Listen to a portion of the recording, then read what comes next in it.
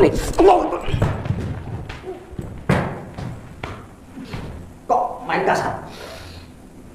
Kan saya sudah bilang.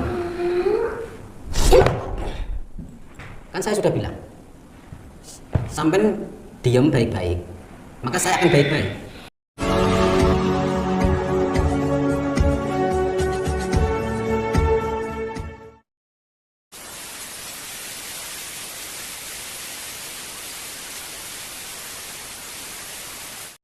Li khamsatun utfi biha harul wabail hatimah al mustafa wal murtada wabnahuma wa fatimah. Li khamsatun utfi biha harul wabail hatimah al mustafa wal murtada wabnahuma wa fatimah.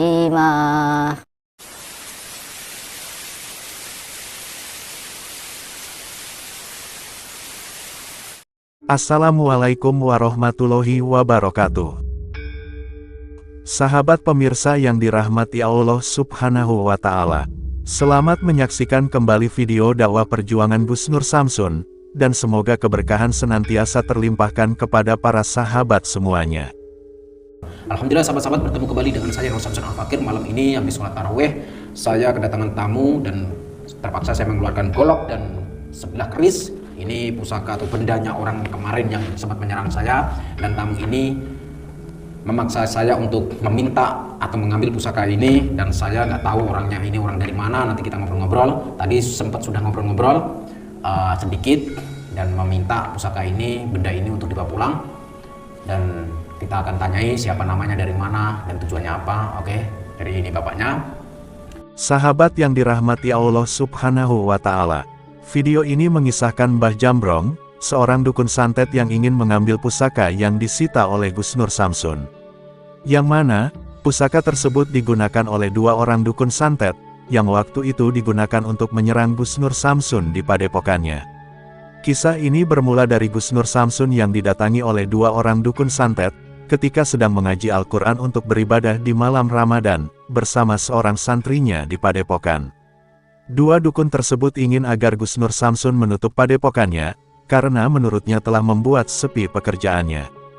Dukun tersebut mengatakan bahwa sejak Gus Nur Samsun mendirikan padepokan dan melakukan praktek pengobatan santet, banyak orang yang kemudian berpaling dari mereka. Dua dukun itu sangat marah. Sebab itu mereka kemudian nekat untuk datang melabrak Gus Nur Samsun di padepokannya. Mereka meminta agar Gus Nur Samsun menutup padepokannya, juga berhenti dari menghalangi aktivitas para dukun santet. Tentu saja Gus Nur Samsun sangat marah didatangi sang dukun yang lancang itu. Apalagi dia sedang mengaji Al-Quran bersama santri, untuk mengisi ibadah di bulan Ramadan. Sehingga kemudian terjadi pertarungan yang sangat hebat Gus Nur Samsun dengan mereka.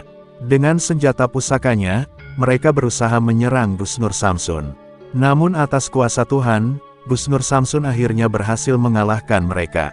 Dan tak ingin merusak bulan yang suci tersebut dikotori dengan nafsu kemarahan, Gus Nur Samsun segera mengusir mereka, agar pergi meninggalkan padepokannya. Namun tak lupa, Gus Nur Samsun menyita pusaka yang mereka gunakan, agar pusaka tersebut tidak digunakan lagi untuk melakukan kejahatan. Dan hal tersebutlah yang ternyata membuat Mbah Jambrong ini nekat datang ke padepokan untuk bertemu dengan Gus Nur Samsun. Ternyata, dua dukun yang melabrak Gus Nur Samsun itu adalah teman dukunnya. Dan pusaka yang mereka bawa adalah pusaka miliknya. Dan dia datang, adalah untuk meminta kembali pusaka yang disita oleh Gus Nur Samsun itu. Lalu apakah yang kemudian terjadi, ketika Gus Nur Samsun tak bersedia memberikan pusaka tersebut? Silahkan disaksikan videonya selengkapnya. Tadi Bapak sudah mengizinkan ya, untuk live ini ya, sudah mengizinkan. Jadi, supaya untuk dokumentasi. Sebelumnya Bapak namanya siapa? Mbah Jambrong, Mbah Jambrong. Asalnya dari mana? lereng Lembah Hitam. Lereng Lembah Hitam. Asli kelahirannya mana? Dari Lereng Bromo. Aslinya Lereng Bromo, kelahiran Lereng Bromo. Terus datang ke sini sama siapa? Sama teman saya yang benda saya yang disita sampean. Oh, yang kemarin 2 orang tersebut datang ke sini? Iya, katanya. Oh, kata dia. Memang bukan katanya, memang itu benar. Mereka habis datang ke sini. Tujuannya apa ke sini? Loh, sampai kok tanya saya malah? Iya, saya nggak tahu. Oh, Katanya saya nggak barang saya disita di sini. Seharusnya saya yang tanya. Itu kan teman sampean. Teman atau apa? Kakak sama adik seperguruan saya. Kakak sama adik seperguruan. Oke. Terus ini benda siapa? Benda saya. Benda sampean. Golok sama Kris. Yakin? Yakin. Sampean bener jujur nggak? Bener. Jangan bohong loh. Enggak. Terus sampai tujuannya mau apa? Dia ngambil barang saya. Mau ngambil barang sampean. Kenapa bukan kedua orang tersebut yang mengambilnya? Dia nggak berani. Kenapa nggak berani? Kalah ilmu tinggi katanya. Karena kalah ilmu tinggi. Iya. Dengan siapa? Dengan sampean. Saya nggak punya ilmu. Enggak, bilangnya gitu kok. Oh, bilangnya begitu. Saya suruh ngambil sendiri. Pernah saya bilang kalau barang dipinjam harus tanggung jawab, harus kembali kepada orangnya. Oh gitu. Jadi begini. Kedua orang tersebut tidak bisa mengembalikan kan? Iya. Kenapa sampai rela jauh-jauh datang ke sini? Dan sekarang mana orangnya? Orangnya kabur, habis ngantar, habis pintu gerbang. Pintu gerbang atas? Iya. Terus kabur? Kabur. Kenapa kabur? Enggak tahu. Oh. Yang kabur itu yang minjem golok. Yang kabur minjem golok? Iya, yang minjem golok. Yang minjem keris kemana? Enggak tahu, nggak ikut. Oh, nggak ikut? Nggak ikut. Cuma 1 orang. Adik seperguruan saya yang ikut. Oh. Gini Pak, Mbah. Benda ini kan sudah di tangan saya. Ya, Iya. yang pertama itu. Dan yang kedua, benda ini awalnya disalahgunakan. Sekarang, Maksud? ya karena benda ini hampir menebas saya. Paham? Paham. Dan keris ini hampir menusuk saya. Yang artinya benda ini sudah dipergunakan untuk kejahatan kan? Bener nggak? Enggak tahu. Loh, Orang saya dia minjemnya baik-baik. Untuk minjemnya kebaikan. bagaimana? Katanya bagaimana? Untuk kebaikan. Untuk menebas hutang. Untuk menebas hutang katanya. Oh. Dan ternyata walhasil ini untuk menebas saya, bukan untuk menebas hutang. Itu. Pertama kali mereka datang ke sini itu menanam benda pocong santet di depan padepokan. Itu konangan ketahuan sama santri saya. Itu kan urusan dia, itu kan barang saya. Dan yang kedua, santetnya saya kembalikan ke dia. Terus hari ketiganya dia datang ke sini, mereka datang ke sini. Tiba-tiba melabrak saya di kala saya ngaji, ngajar ngaji sama santri. Saya dilabrak. Mereka nantang-nantang saya. Apakah itu benar? Tamu yang benar. Ya. Kalau tamu yang benar kan seperti sampean kayak gini, duduk, Bukan ngobrol urusan baik-baik. dia, bukan urusan saya. Karena saya datang ke sini pengen ngambil barang saya. Iya, saya tahu. Jadi begini, ini kan bulan suci Ramadan. Saya nggak mau berantem, saya nggak mau debat, saya nggak mau cekcok. Sampai datang baik-baik, sampai bertamu baik-baik, makanya saya terima baik-baik. Kita ngobrol baik-baik, kita cari solusinya dengan baik-baik. Iya. Dan solusinya adalah biarkan benda ini, kedua benda ini biar di sini. Kalau saya pengen paksa ambil, itu kan barang saya, bukan barang sampean. Kemarin, kalau sekarang ini barang saya, Iya. karena di tangan saya. Itu kan masih milik saya. Dan ini tempat saya. Sampean kan nyita. Iya bener nyita, tapi dari tangan kejahatan. Itu kan jahatannya dia. Itu kan barang saya. Benar. Kalau begitu, saya akan mengizinkan benda ini keluar dari tempat ini, tempat saya. Asalkan ada syaratnya. Syaratnya? Syaratnya kedua orang tersebut, kakak dan adik seperguruan sampean, harus yang mengambilnya Orangnya secara baik-baik. nggak tahu kemana kok.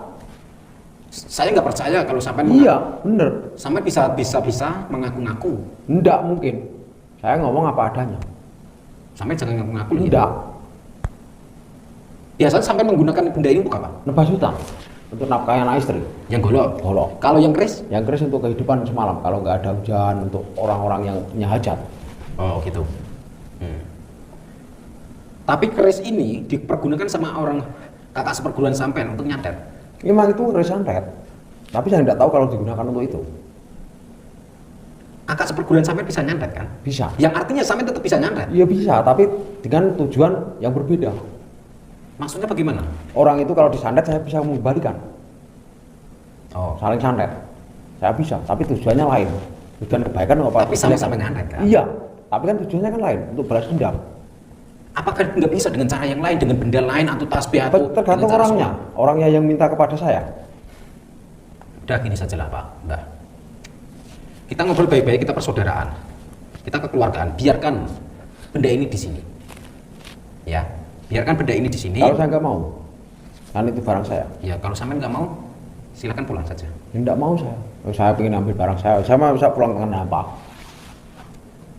Saya ongkosin. Enggak, ongkos saya punya sendiri kok. Oh, ongkos sampean punya sendiri. Saya kan sini datangan pengen ngambil barang saya. Dan saya juga nggak mau ada pertumpahan darah. Loh, maksudnya apa? Nggak ada Enggak, pertumpahan darah? maksud saya gini, saya kan minta barang saya kan baik-baik. Jangan sampai kita saling mengeluarkan adu kekuatan. Dan saya juga nggak ingin pertumpahan darah. Paham? Paham?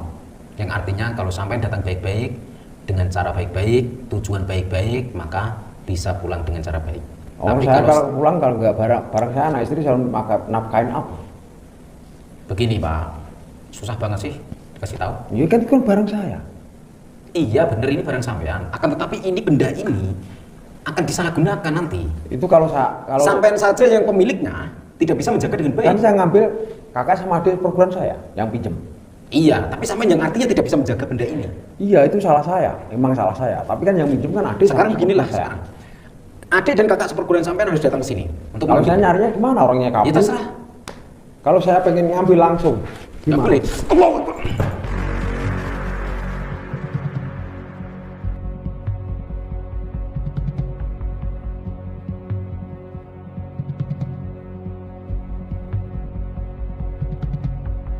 Kok main kasar?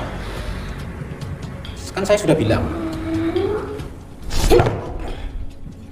Kan saya sudah bilang. Sampai diam baik-baik, maka saya akan baik-baik. Saya nggak akan memaksa. Kalau sampai dengan cara baik. Mau apa?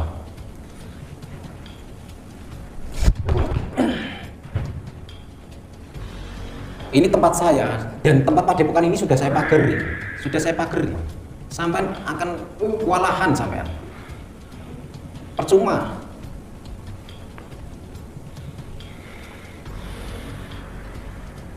Mau apa lagi? Sampean tadi sudah bilang baik-baik. Kenapa sekarang malah dengan cara yang nggak baik? Jangan berusaha menipu saya. Saya nggak bisa ditipu. Sekarang maunya gimana? Maunya gimana? Lah sampai maunya gimana?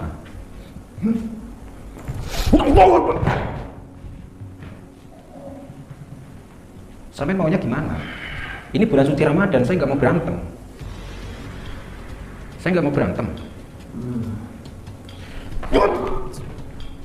Kita buang ilmunya. Allah.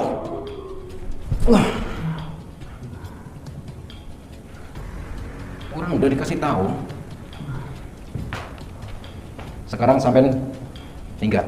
Saya nggak mau melihat muka sampean. Ini bulan suci Ramadan. Sampean bertamu baik-baik, saya ajak baik-baik. Tapi kalau sampean seperti ini, yang artinya sampean tidak jauh beda dengan kakak adik seperguruan sampean. Itu. Mau apa? Ilmu sampean sudah saya buang. Apa yang tarung fisik? Tarung fisik bagaimana? Silahkan kalau bisa. Kalau mau pakai fisik silahkan kalau bisa.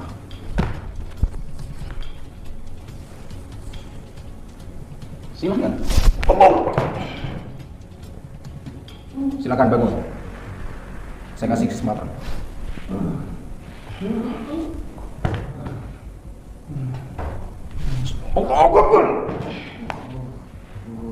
Entah darah kan? Udah tahu. Kan sudah saya kasih tahu kalau di sini sudah saya pagerin.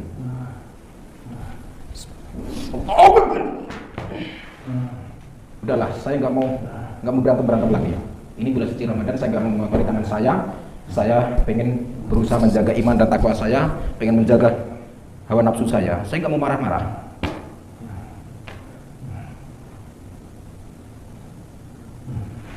Tunggu balasan saya.